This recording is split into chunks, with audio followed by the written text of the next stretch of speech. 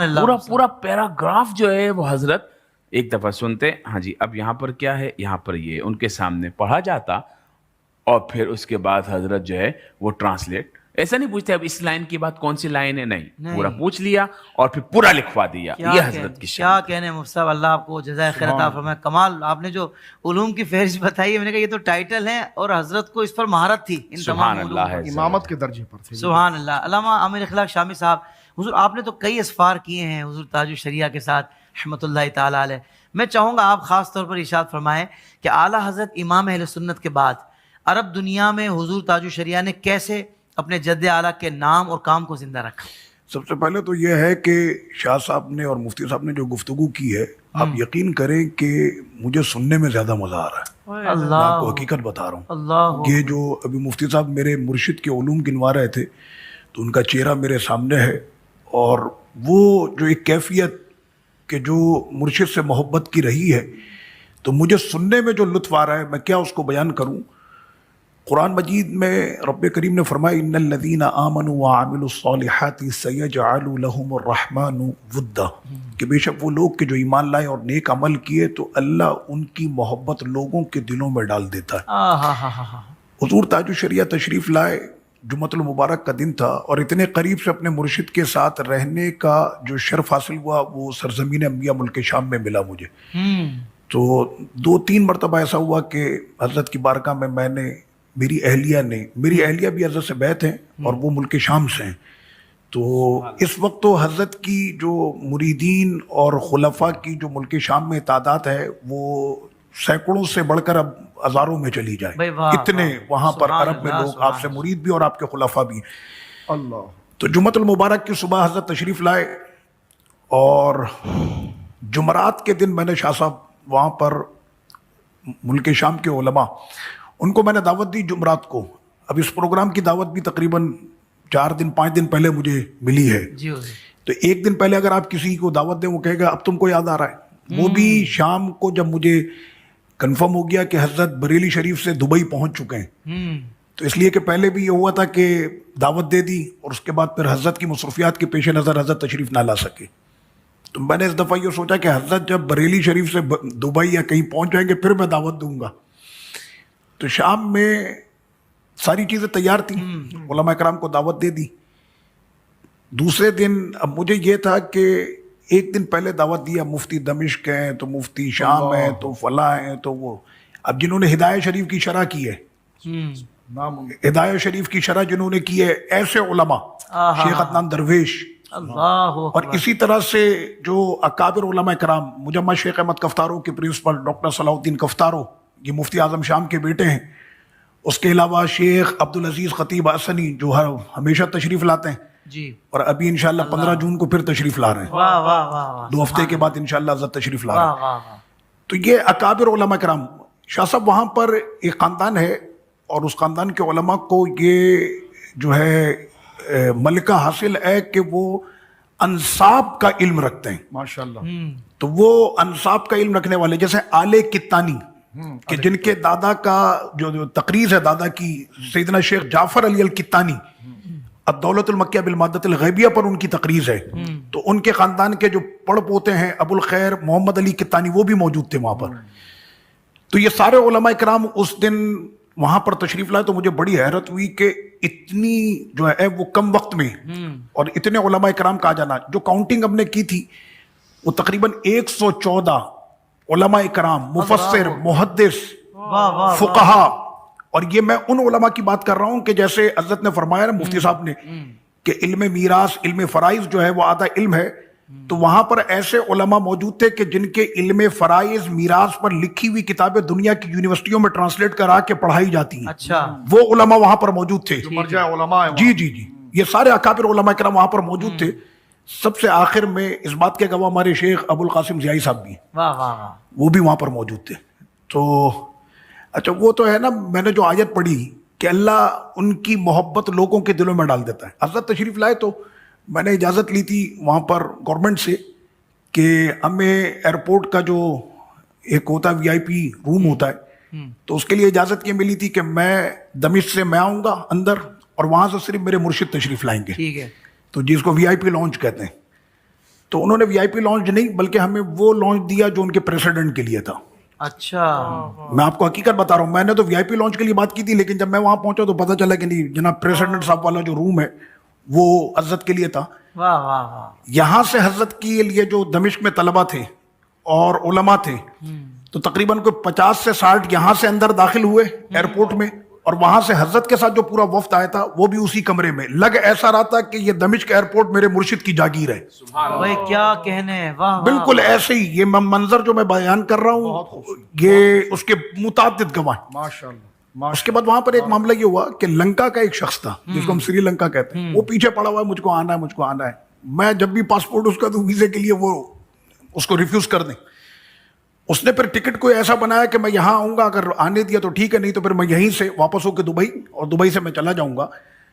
تو وہ میرے پاس آیا, آ کر مجھے کہنے لگا عامر صاحب آپ ہیں؟ میں نے جی, اور رونے لگا. میں نے اپنے مرشد کے ساتھ ملک شام کی زیارت کرنی ہے.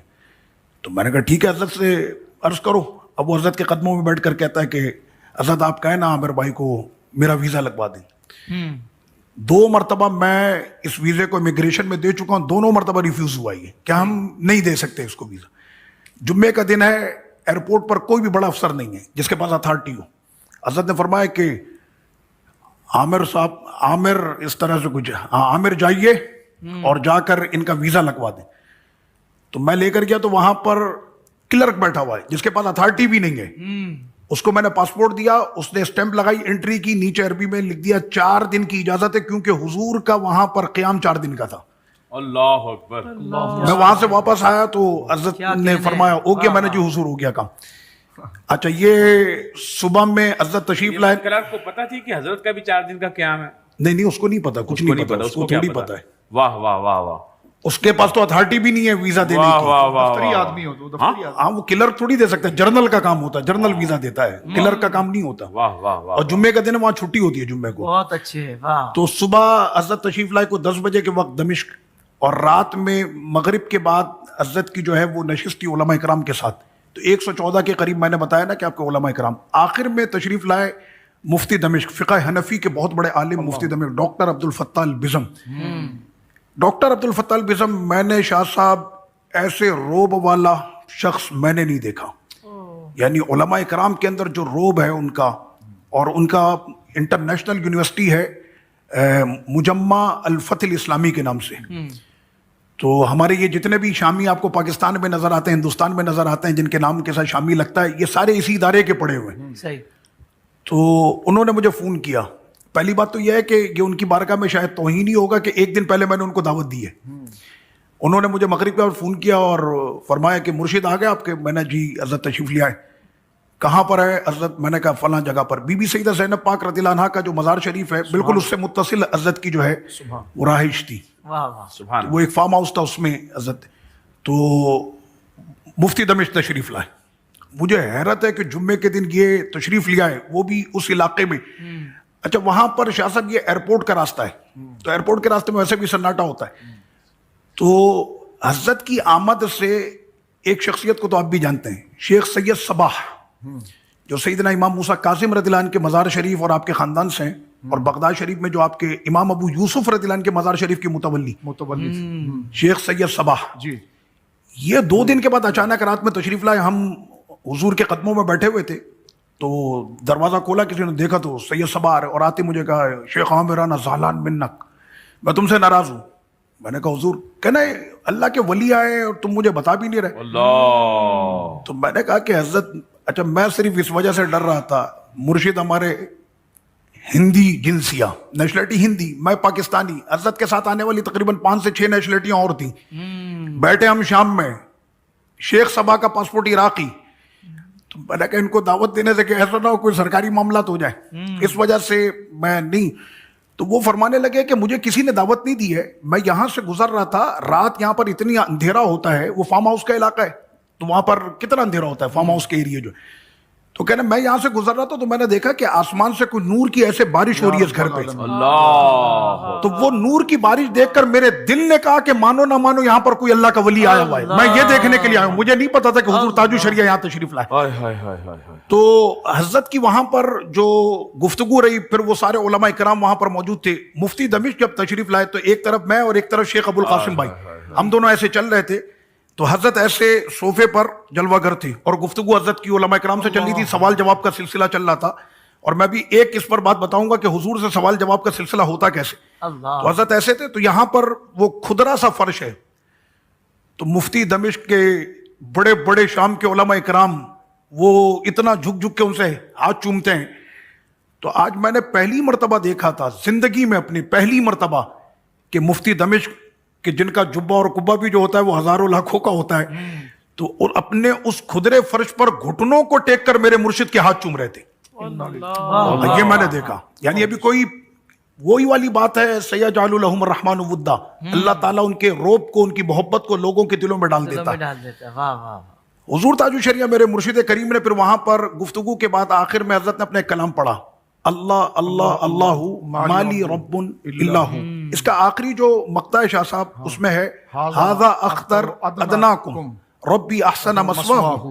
تو جیسی حضرت نے فرمایا نا ھذا اختر ادناکم, کہ یہ ادنا تیرا اختر, تو جیسی آپ نے یہ کہا نا, تو قبلہ فضیلت الشیخ ڈاکٹر عبدالعزیز خطیب سامنے موجود تھے. انہوں نے فرمایا یا اختر انت لست ادنا بل انت تاج راسینا, کہ آپ ادنا نہیں ہیں, آپ تو یہ موجود سارے علماء کے سروں کے تاج ہیں. تو یہ نسبت جو ہوئی تاج الشریعہ کی, یعنی یہ تو ہمارے یہاں رہی, لیکن وہاں پر عرب نے بھی کہا کہ آپ ہمارے سروں کے تاج ہیں. اچھا, ایک بات جو شاہ صاحب نے, مفتی صاحب نے فرمائی کہ حضرت کی حافظہ اور یہ ساری چیزیں, طلبہ کا ایک بہت بڑا وفد آیا ہوا ہے وہاں پر, ٹائم لیتے تھے. اچھا, دمشق کی بات ہو رہی ہے.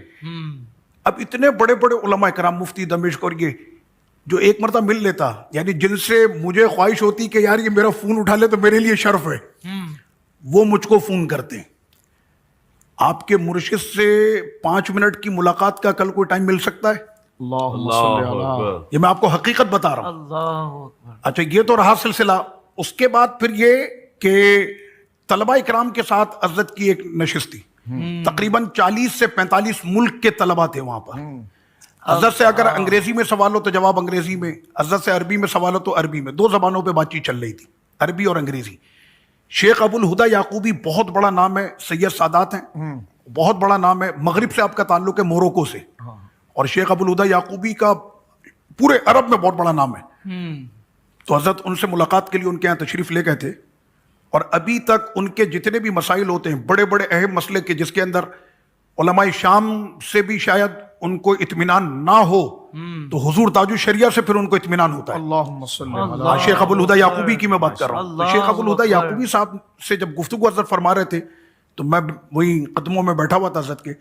تو ایسے حضرت انگریزی بول رہے ہیں کہ جیسے کوئی واقعی میں ہندوستان میں نہیں, کوئی برطانیہ میں ولادت ہوئی ہو, ایسے ٹون کے ساتھ, پورے لہجے کے ساتھ حضرت جو ہے وہ انگریزی بالکل پورا اس میں حضرت کی گفتگو ہو رہی تھی, پروناؤنس بھی اور ایکسنٹ بھی پورا ایسا کوئی واقعی میں کوئی وہاں کا جو بون ہے وہی بات. جی بالکل وہی لہجے, اسی لہجے, بالکل اسی لہجے میں. یہاں تک کہ شیخ عبد الرزاق حلبی, سبحان اللہ, ان کو ثانی امام ابو حنیفہ کہا جاتا ہے, تو ان سے ملاقات کے لیے بھی حضرت تشریف لے گئے تھے. تو 1 گھنٹے شیخ عبد الرزاق حلبی اور ادھر حضور تاج الشریعہ.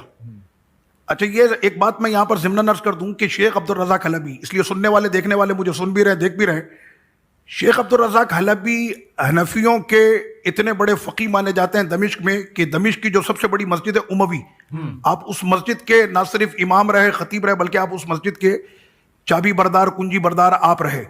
وصال ہوگی آپ کا.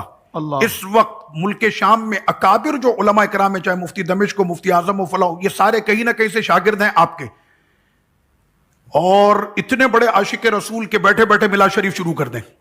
واہ. لیکن پاکستان کے ہوشیار پہنچتے ہیں شیخ عبد الرزاق حلبی کی بارگاہ میں, وہ کہ جن کے یہاں پر میلاد شریف جن کو ہضم نہیں ہوتا, اور میلاد شریف کا نام بھی ہضم نہیں ہوتا. میں نے ایسوں کو دیکھا کراچی سے کہ وہ شیخ عبد الرزاق حلبی کی نشست میں کھڑے ہو کر سلام پڑھ لیتے. اللہ اکبر. اور پھر وہ یہ کہتے ہیں کہ شیخ عبدالرزاق حلبی کی جوتیاں اٹھانا ہمارے لیے شرف کی بات ہے.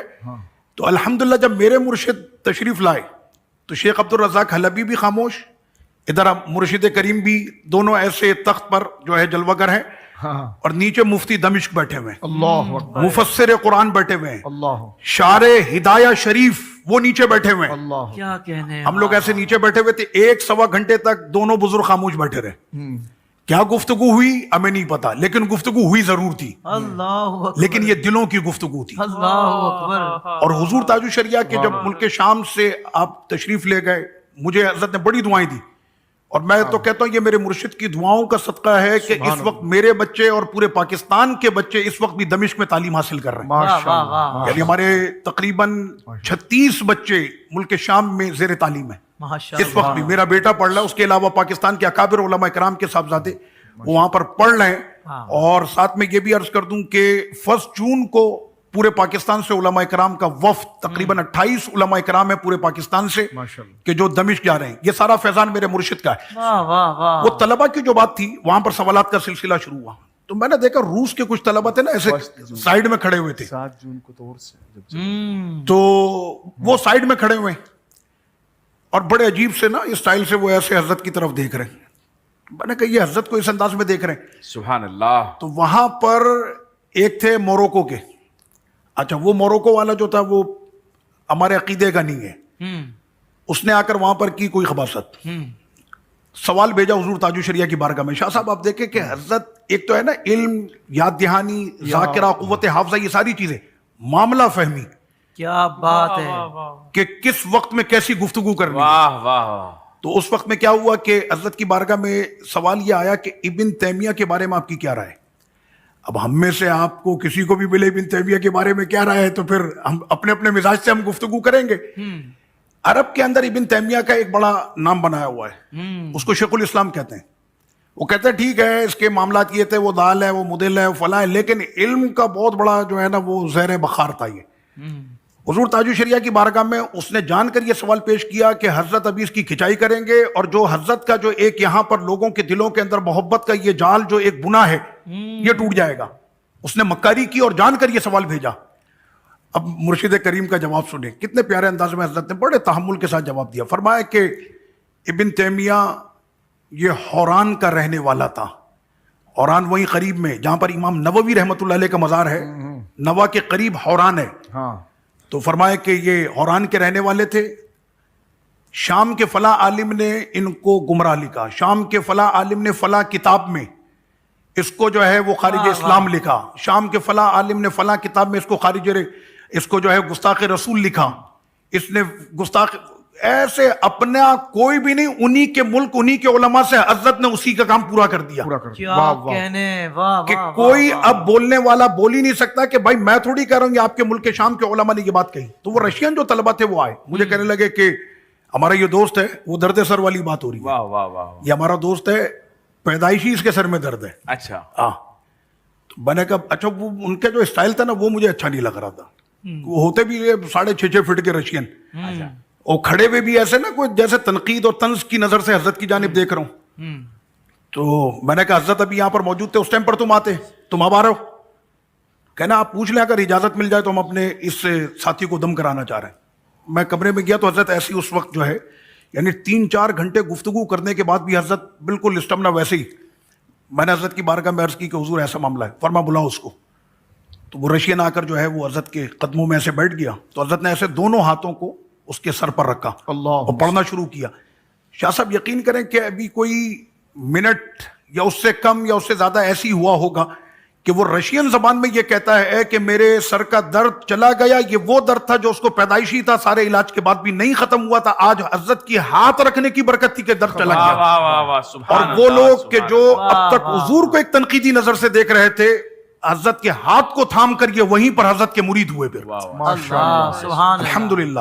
کیا کہنے حضرت, آپ نے تو کمال گفتگو. سبحان اللہ, اللہ آپ کو جزائے خیر عطا فرمائے. یقین حضرت یہ ذکر ایسا ہے کہ اس میں تو وقت کا پتہ بھی نہیں لگتا, تو بہت تیزی سے. اور یہ واقعی ایک نشست میں اتنی بڑی ہستی کا ذکر کما حق ہو بھی نہیں سکتا. تو اللہ تبارک و تعالیٰ آپ تمام علماء کرام کا سایہ سلامت رکھے. مفتی صاحب نے ارشاد فرمایا تھا کہ حضرت کا کہا ہوا نعتیہ کلام، تو اس کے دو آپ حضرت کے صرف جو یعنی حضرت علامہ، میں اس مجلس میں ان بزرگ ہستی کا نام لوں گا، جی حضرت علامہ مفتی شعیب رضا